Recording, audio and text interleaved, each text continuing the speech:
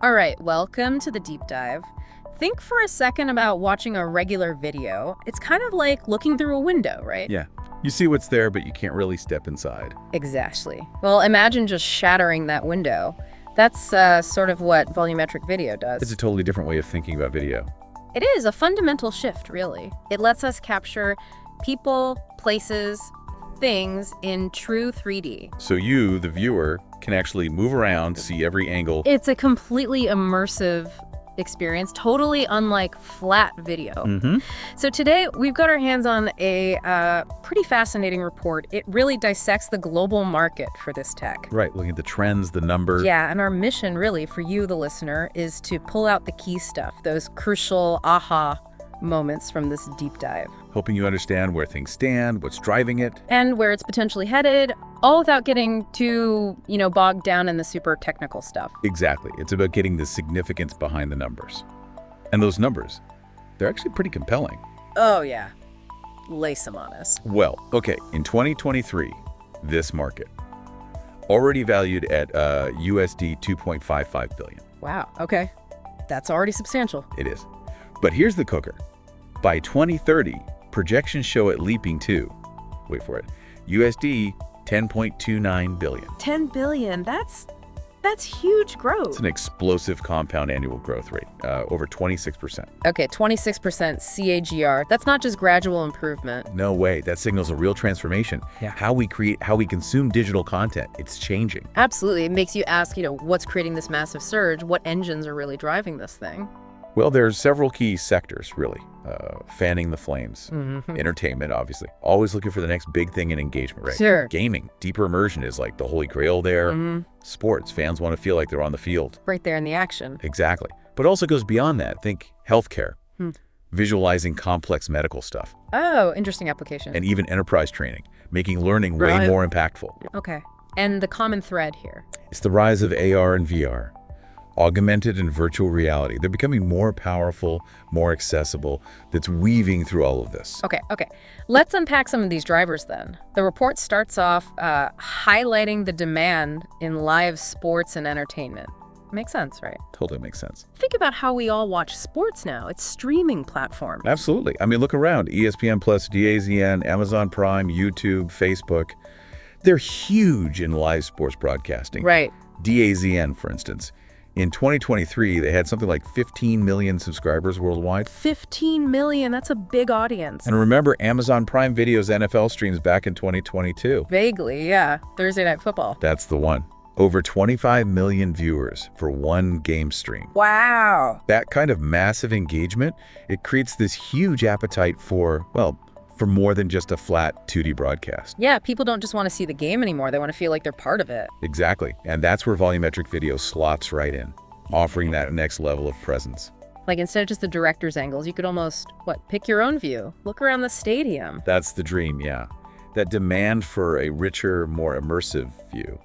It's directly boosting the volumetric video market. People expect higher quality visuals now. They do. And volumetric is a big leap forward in realism and how you can interact with what you're watching. Okay, so sports and entertainment, big drivers. What else?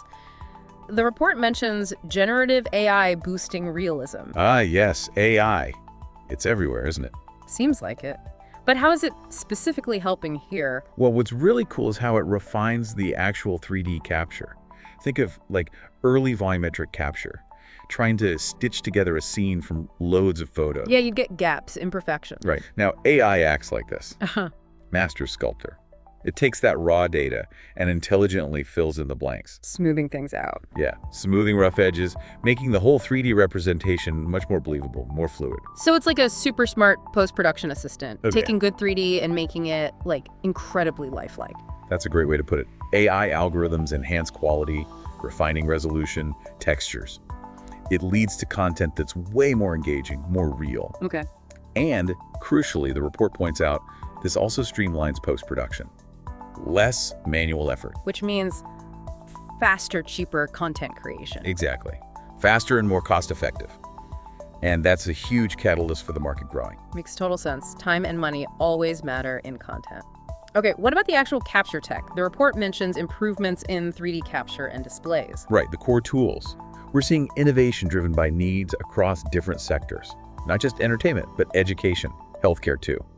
A key trend is more affordable. 3D cameras and sensors are coming out. You're lowering the barrier to entry. Precisely. Makes it easier for more creators to jump in. Plus, there's more investment in the high-end stuff too. Like what? High-resolution depth sensors, LiDAR. LiDAR, right, like radar, but with light beams. Kinda, yeah. Creates a super precise 3D map. And sophisticated multi-camera setups. It all helps capture better 3D data more efficiently. So, better tools, getting cheaper, classic recipe for growth.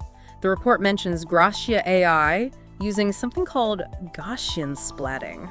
Sounds fancy. It is pretty clever, Gaussian splatting. Yeah. It's a technique for representing 3D scenes really efficiently, especially for rendering volumetric video on things like VR headsets. Where performance is key. Totally. Instead of using traditional 3D polygons, it uses like a cloud of tiny, blurry 3D blobs or Gaussians. Okay. So Gracia AI uses this for volumetric videos. When you watch them on, say, a MetaQuest headset, you can actually move around the scene, see it from different angles. Really enhances that feeling of being there. Exactly. That sense of presence. Wow. That sounds genuinely immersive. Yeah. Okay, let's switch gears to gaming. The report says volumetric video is a game changer there. Oh, absolutely. Gaming is such a natural fit. Deep immersion is what it's all about, right?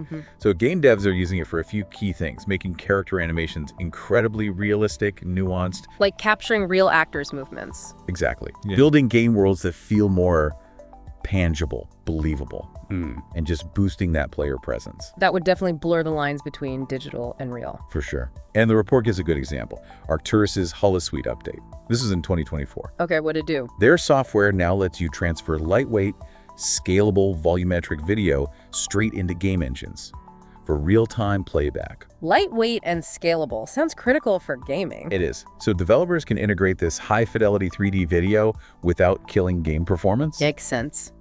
And there's also mention of the AVV codec, Accelerated Volumetric Video. Another tech acronym. What's that one do? It's basically new compression tech.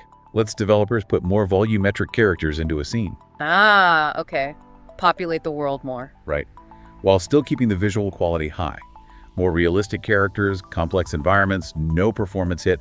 That's a big leap for game development and for you as the player. Definitely sounds like it. Okay, so we've got demand, tech advancements, cool applications. What about the money? Strategic investments? Yeah, the report highlights this too. The fact that Gracia AI, again, got USD 1.2 million in 2024. Just for their volumetric video tools. Specifically for tools for spatial computing. That's a really strong signal. Investor confidence. Just people with money see the potential. Exactly. That kind of focused investment speaks volumes. Yeah, 1.2 million isn't pocket change. Not at all. And there's a broader trend too. Big tech companies. Meta, Microsoft, Apple, others. They're all investing heavily in AR and VR generally, right? Right. That whole ecosystem. This widespread investment shows there's a growing consensus about the future needing more immersive digital experiences across the board. And Apple's Vision Pro gets a specific mention. Launched globally 2024, lots of cameras, mixed reality, hand-eye tracking. Right. The Vision Pro, with all its sensors, it's basically built to capture and display immersive content, like volumetric video. Blending real and virtual. Exactly. And it's precise user interaction. It makes it a powerful platform for experiencing this stuff, maybe even creating it. It's like a high-end stage for these experiences. So these investments, they're not just about the tech itself, but building the whole infrastructure around it. That's it. You need the cool content, but you also need powerful ways to experience it. These investments are fueling both sides of that equation. Okay, let's shift focus a bit. How's the market itself structured? The report breaks it down by component type. What are the main bits? Yeah, it segments into three main types: hardware, software, and services. Okay. As of 2024, hardware had the biggest slice of the pie. That makes sense. You need the cameras, the sensors, the processing power. Exactly. Big demand for those specialized imaging devices, sensing cameras, powerful processing units, all needed to capture and work with this stuff. But the report mentions a challenge with hardware: cost. That's a really key point. The initial cost for that specialized hardware, it can be pretty high. A barrier for smaller creators or businesses? Definitely can be. But the report does say the major players are pouring money into R&D. To make it better. Both better and cheaper. Drive down production costs, make the tech more accessible. The classic tech trajectory. Starts expensive, gets more affordable. Hopefully. Then you've got the other segments. software and services. Right. How do they fit in? Software is the second largest. Super important role, especially with all the AI processing advancements.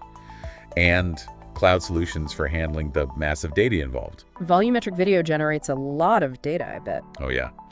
But the report notes, processing it efficiently is still complex. Needs ongoing work on machine learning algorithms, automation. So the software needs to keep pace with the hardware's demands. You got it. And then there's services. Looking at this segment is projected to grow really fast. Faster than hardware or software. Yep, over 27% CAGR, according to the report. As the tech gets adopted more widely, Companies need help using it. exactly. Support for implementation, actual content production, system integration. A lot of companies won't have that expertise in-house. That high growth in services really suggests the market's maturing, doesn't it? Needing that specialized support. I think so, yeah. Okay, what about display type? How are people actually viewing this content? Well, in 2024, AR and VR head-mounted displays, HDMs, they held the largest market share. Headsets. Makes sense with our earlier chat about AR, VR driving things. Right. The growing appetite for immersive stuff across gaming, education, training, entertainment, it's fueling demand for these displays. So headsets are the main portal into these volumetric worlds right now. Pretty much. Especially in gaming and interactive stuff. They let you directly interact with volumetrically captured characters, objects. Making it feel more real. Much more realistic, more engaging. Remember those lifelike avatars we talked about? Yeah, HDMs are key to really experiencing them. got it. Okay, final segmentation bit. Applications. Where is volumetric video being used most practically right now? In 2024, the top spot went to media and advertisement. Ads. Really? Yep, and the report forecasts this segment adding over $2.5 billion in revenue by 2030 Wow. How are brands using it? for interactive ads, offering customers like a full 360-degree view of products. Ah, so you can spin the product around, look at it from all angles. Exactly. Much deeper engagement than static photos or flat video. Yeah. Leads to higher interaction, better results. Makes perfect sense. A 360 view is way more informative. Totally. And in media, like news reporting, How is it used there? creating more immersive 3D news reports, letting viewers experience events from a more encompassing perspective. Could be powerful for understanding complex situations like natural disasters. Exactly. Seeing the environment in 3D can really boost comprehension or even empathy. Interesting. Okay, media and ads leading now. What about the fastest growing application area? That would be gaming, projected to have the highest AGR, No surprise there, I guess. especially AR gaming on mobile devices. That's a key beneficiary. Lets players interact with fully 3D characters and objects, blended into their real world. Like Pokemon Go, but more advanced. The report mentioned that as an example. Yeah, Pokemon Go kind of gave a glimpse. True volumetric video integration takes that concept way further. Higher visual quality, more interactivity, makes those AR experiences much more believable. Very cool. Okay, let's zoom out a bit. Geographically, where's this tech taking off most? Right now, North America holds the biggest share, over 35% in 2024. Why so dominant? Largely down to brands adopting it for those interactive 3D ads we mentioned, especially in retail. Virtual product demos. Yeah, using holographic displays or AR on your smartphone, becoming more common over there. So North America's leading in the marketing advertising use case. What about Europe? Europe's second largest, expected to grow pretty strongly too, over 25% CAGR. What's driving it there? The film industry, particularly UK and Germany, they're using volumetric content quite a bit in high-end TV and movies. For special effects, 3D environments. Exactly, creating really immersive stuff. The UK film sector especially is embracing 3D video for cinema and VR projects. Any specific examples?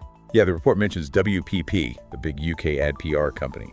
In 2024, they launched an AI-powered production studio using NVIDIA Omniverse To do what? to create 3D product visualizations, basically. Ah, so serious investment and application in European media and entertainment. What about Asia Pacific? APAC. APAC is projected to have the fastest growth rate. Really? Fastest in the world. Yep. Countries like China, Japan, Australia, they're making big investments in volumetric content studios. Supporting local entertainment and ads. Exactly. Example, Nant Studios built a big permanent LED volume stage in Melbourne, Australia in 2023. Like the ones they use for shows like The Mandalorian? Similar tech, yeah. Plus, governments in China and Japan are actively promoting immersive tech like 3D video with funding and initiatives. Okay, so APAC sounds incredibly dynamic. What about Latin America, Middle East, Africa?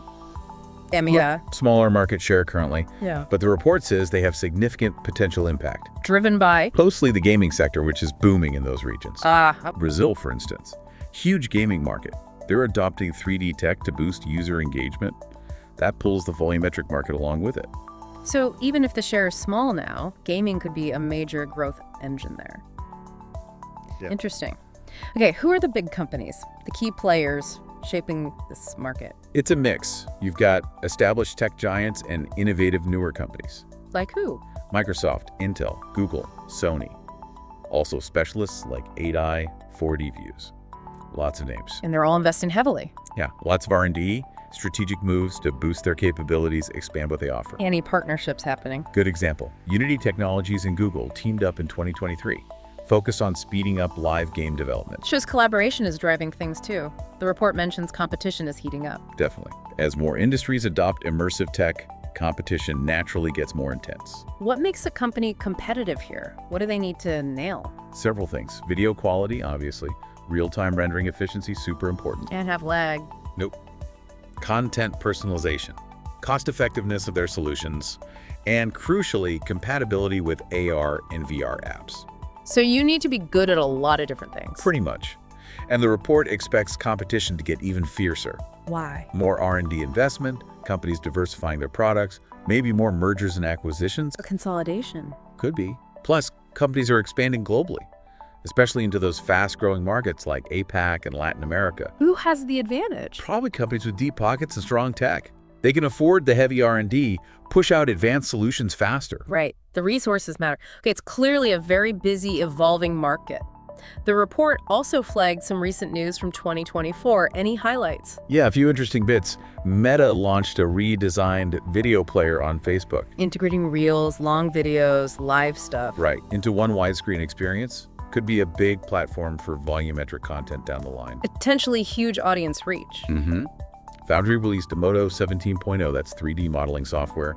Big performance updates, much faster rendering. Always good for handling massive volumetric data. Definitely. OTOY, Roddenberry Entertainment and Paramount Game Studios announced a major expansion of their immersive archive for the Apple Vision Pro. More content for the headset. Suggests a growing library of high-quality stuff.